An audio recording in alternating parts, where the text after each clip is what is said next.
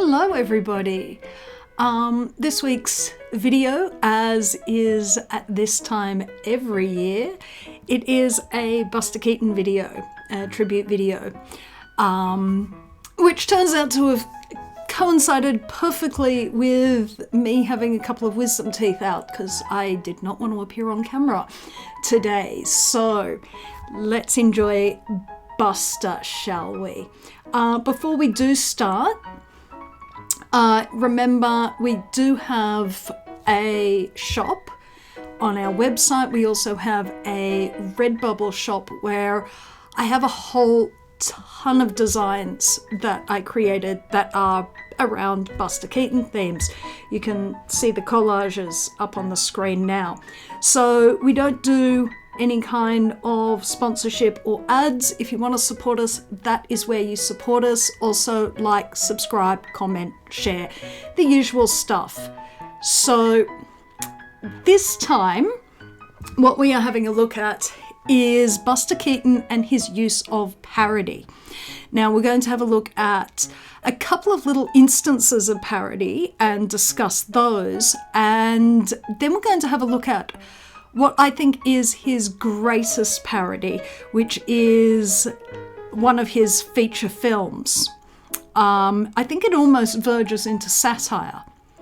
So the first one we're having a look at is The Three Ages and Intolerance. Buster Keaton's first feature film, which he hedged his bets and made as effectively three one-reelers glued together. But the way that he holds these one-reelers together is by using the structure of D.W. Griffith's Intolerance. So we have a very similar framing device at the beginning. I did edit Intolerance down a little bit so that it would run with Buster's because it has a much longer, grander source of opening. Intolerance also starred Constance Talmadge, Buster's sister-in-law. His wife, of course, was Natalie Talmadge. So we have the idea that love in Buster is what brings the world together. A similar idea in Intolerance, but in Buster we see courtship throughout the ages, whereas in Intolerance we see three different ages of intolerance. So Buster begins with the Stone Age, Intolerance begins with the Modern Age. The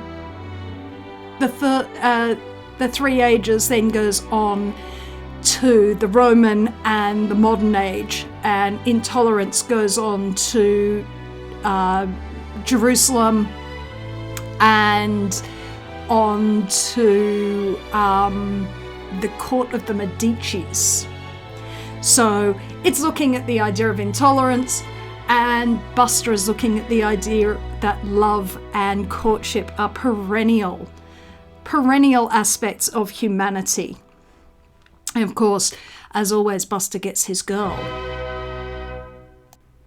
Not only is Buster parodying Intolerance in this, he's also parodying the ancient epic, which, much like the Western, is an extremely old genre. In filmmaking, it's like, oh, we've finally got the space to do things. What will we do? I know, let's put in huge sets, especially D.W. Griffith. He was famous for his huge sets. So, of course, makes sense to not only parody the structure of his Intolerance, but also parodying the vastness and the dignity of Rome. Rome is always great subject for parody. So you do also get that element in The Three Ages, which is great fun. This one also, in his memoirs, Buster said, Henry Ford never spoke to me again after he saw what I did to his car, which was all right because He never spoke to me before anyway.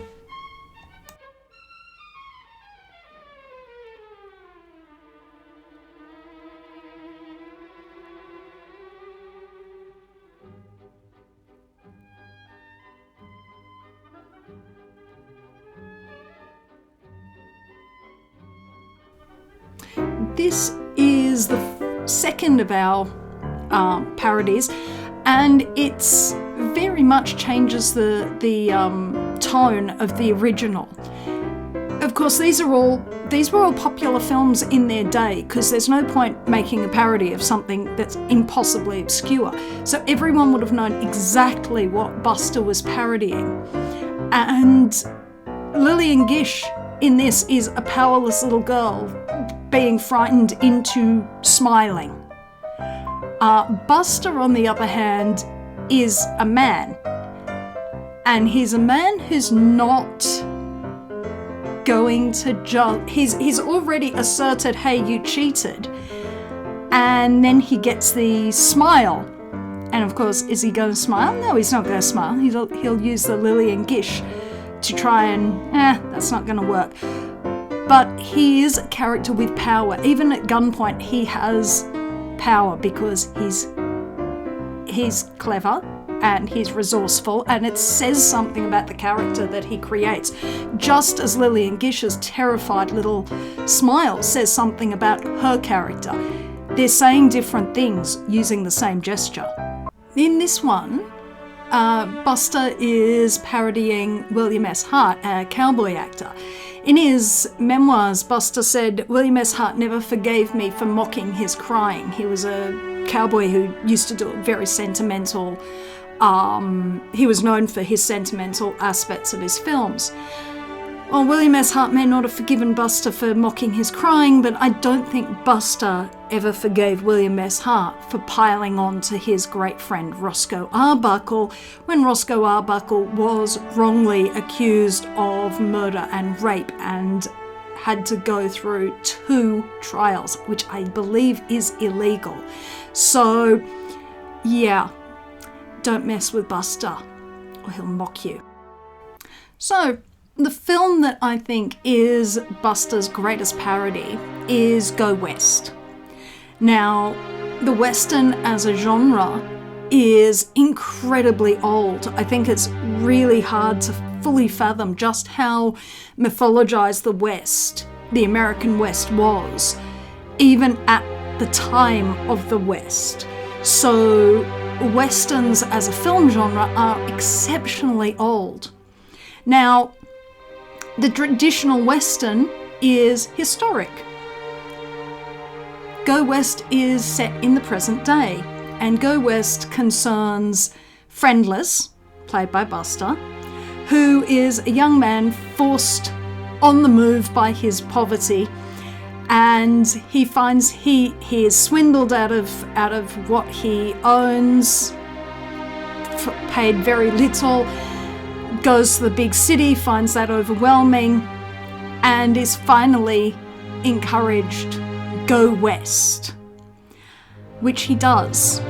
Now, this is pretty typical, the idea that there's opportunity out west. That's very much the part of the mythos of the West. Go west and you will make your fortune.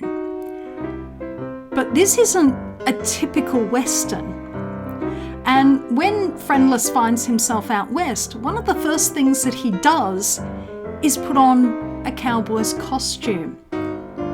Because this isn't just a case of, oh, you go west and you're a man and you do this, and it's like, no, well, you need a costume, don't you? You need to look the part with the chaps and the scarf and the ubiquitous gun, the ubiquitous gun of the Western. And then the walk, the stance. And I think this is really funny. He walks up cowboy style to the rancher, almost falls down, or does fall down, walks up, and then when he's turned down by the rancher, he turns away and he walks normally. And it's only when the rancher calls him back that he resumes his cowboy stance, because being a cowboy is it a natural state of being, or is it a front? Are we reading him as a cowboy because he's in a Western and he's dressed appropriately? Or are we reading him as Buster? Well, when he is dressed up properly, walks like a cowboy, we are forced to read, oh, this is a cowboy.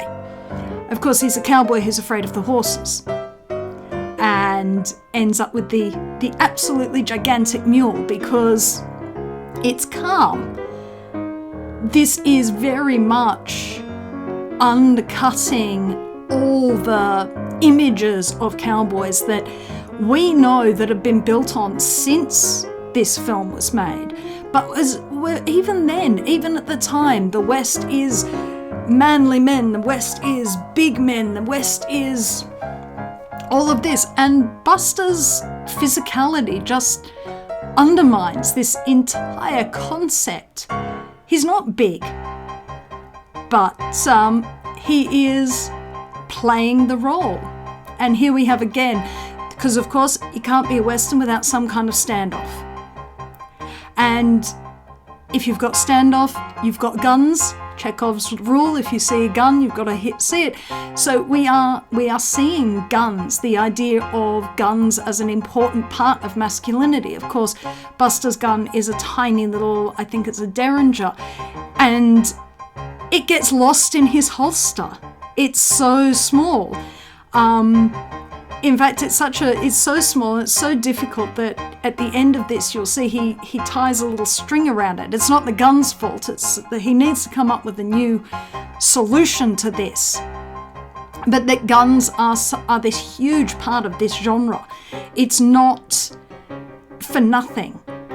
This genre is a fantasy of power. So what does having a small gun save the fantasy of power? And yet, much like the mule, Buster's character is never made less for that. And of course, there we have this. This again is looking at guns. I won't go through the whole parody element of this because we did just talk about that. But actually what's interesting here for me is, again, it's guns. Friendless is a man who is smaller than the other men. He is less able than the other men. He is less powerful. And yet he still manages to retain his own strength. He picks up the big gun, having been told, get rid of that thing. And then he picks up the little one, because he's not going to let someone tell him who he is. I love that. Now we come to the leading lady, because every Western has a damsel in distress, a leading lady who needs to be rescued. And this has one of the most beautiful meet cutes ever, is Friendless and Brown Eyes. And he takes the stone out, sort of in a way much like the manicure in the 3 Ages that he gives to the lion. And then Brown Eyes, in gratitude, saves him from the charging bull. It's a very, very funny sort of meet cute that this has. It's also says so much about Buster, really, that he had, what he said was the most devoted pet that he ever had. She just followed him everywhere. The big problem came when he wanted to sit down. She wanted to sit in his lap. But it's very much a meet cute, like in a romantic film. And then we get what else does he do? He takes care of her. He makes sure she's safe. He's been forced out to the stables by the other cowboys because the cow wants to follow him in. And so he puts Brown Eyes to bed. He's missed dinner. He missed lunch and he missed dinner. Or he missed dinner and then he misses breakfast, I think. So he's got whatever's left of that. And then Brown Eyes gets scared. And of course, because this is the leading lady of the play, of our film, of course, Friendless comes out to defend the leading lady from the marauding coyotes. Discovering a bit of a liability with that small gun in this case, but he's out, he's going to defend her, and he's going to sit out and defend her from the marauding coyotes. Of course, by morning, he's asleep and they're there.